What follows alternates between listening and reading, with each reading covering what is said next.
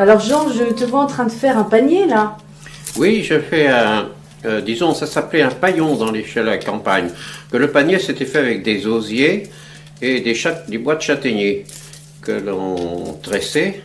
Et ça s'appelait un paillon. Et on en avait partout dans la ferme. On mettait là-dedans du grain, on mettait des noix, on mettait des pommes, parce que les fruits mûrissent parfaitement bien dans la paille. Et alors ces paillons, on en avait plein, parce qu'ils en faisaient l'hiver, les ouvriers agricoles, ils en faisaient quelquefois quand ils n'en avaient pas besoin, mais il y avait toujours un stock de récipients comme ça, parce qu'il n'y avait ni plastique ni rien, puis ensuite ça coûtait. Alors au lieu d'acheter, on fabriquait avec des produits naturels qui ne coûtaient rien. Bon, je m'en souviens, on mûrissait des pommes, les fruits mûrissent très bien là-dedans. Et ensuite c'est imputrescible quand c'est laissé en dehors de la pluie, bien sûr, en dehors de l'humidité. Ça se conserve au sec pendant des centaines d'années. Et alors, on faisait des ruches. On faisait des ruches pour les abeilles. Les ruches, ça demandait tout un hiver pour la faire. Vous vous rendez compte, pour faire une ruche très haute, il fallait beaucoup de paille. Et il ne faut pas n'importe quelle paille. Il faut une paille longue, il ne faut pas une paille brisée par les machines d'aujourd'hui. Et ce qui est le meilleur, c'est la paille de seigle.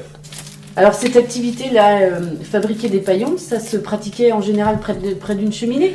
Alors, pas près du feu, mais dans la pièce commune, parce que dans les fermes, il y avait une pièce commune où tout le monde se rassemblait, surtout le soir au coin du feu, pendant l'hiver, parce que à partir de 5 heures solaires, je parle de l'heure solaire, parce que l'heure solaire, c'est quand il est 6 heures là, ça fait 4 heures, oui, à partir de 4h30 le soir, il faisait presque nuit, alors à 5 heures, 5h30, on se réunissait autour de la cheminée, les femmes préparaient le dîner, et les ouvriers agricoles apportaient la paille, le paillon, et se mettaient à faire leur petite histoire, c'est-à-dire chacun faisait ce qu'il savait faire, mais tous savaient faire des paillons. Ça les occupait intelligemment, si vous voulez, pendant ces loisirs.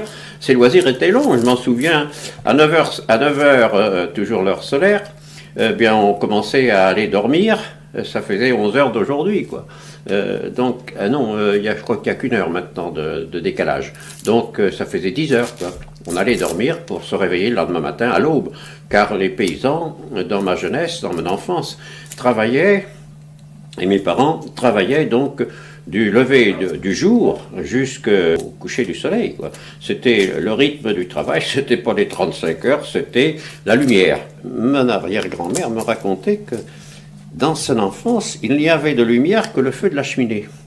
Alors évidemment, il fallait, le bois ne manquait pas.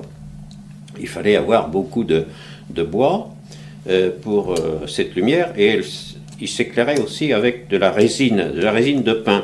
Parce que les bougies qui étaient fabriquées à Bougie en Algérie, ces bougies ne sont arrivées en Europe, enfin en France, que vers 1850-1880. Et ça coûtait aussi, il fallait les acheter. Alors que les résines de pin, on le fabriquait à la ferme, quoi. L'éclairage était pas extraordinaire.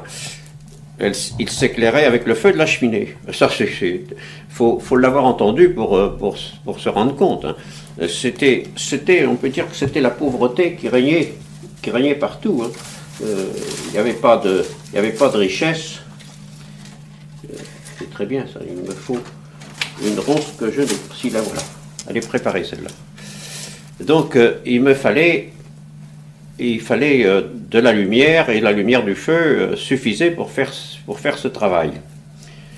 Alors, on n'approchait pas trop du feu en faisant ça, parce que il faut pas que la paille soit sèche, il faut pas que la ronce soit sèche. Vous voyez, celle-ci, je vais être obligé de prendre une éponge pour l'humidifier, parce que pourtant je l'ai faite ce matin, celle-ci, mais elle commence à être sèche. Alors, voici comment on faisait avec le couteau, là. Parce que tant que la moelle est là, tant que ça casse. Alors, si vous cassez la fibre, elle ne sera plus élastique, voyez. Alors, je ne sais pas qui a pu un jour être l'inventeur de ça, mais c'est astucieux quand même, il fallait le savoir. Alors, je peux pas la plier là, sinon je vais la casser.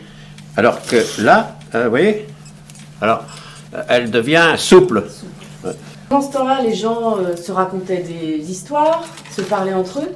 Oui, c'est sûr que on restait pas sans rien dire, hein, parce que tout en travaillant là, les femmes pendant ce temps-là faisaient de la couture et des réparations, des reprises de chaussettes ou de choses comme ça, sous des lampes à ce moment-là. Avant la guerre, c'était des lampes à pétrole, parce qu'on n'avait pas d'électricité à la ferme. Et on discutait, on racontait des histoires à l'occasion, et on buvait la fameuse bornache, le vin nouveau. À partir de la Saint-Martin, au 11 novembre, c'était le vin nouveau, et tous les soirs, il y avait la bornache sur la table qui était à différents stades d'évolution, de fermentation. Ça durait, la fermentation durait presque une quinzaine de jours, quoi. Alors le vin était toujours pétillant pendant ce temps-là, en attendant qu'il soit fermenté complètement, qu'il soit devenu vin. Alors on appelait ça la bornache, le vin nouveau. C'était pas du vin réellement, c'était de la bornache, c'est-à-dire de vin bourru. Le vin bourru que l'on buvait, les verres étaient sur la table et chacun se servait. C'était pas tellement alcoolisé, ça, tant que l'alcool n'était pas acquis. Ce vin-là était une boisson. Et mon père faisait de la boisson de corne et de la boisson de vin. C'est-à-dire que quand on avait tiré le vin sur le marc, en particulier le rouge, parce que la boisson colorée est toujours plus appétissante, quoi. Alors mon père mettait sur le marc, il mettait de l'eau, hein, et puis il refaisait une pressée qui était rouge, pratiquement pas alcoolisée, quoi.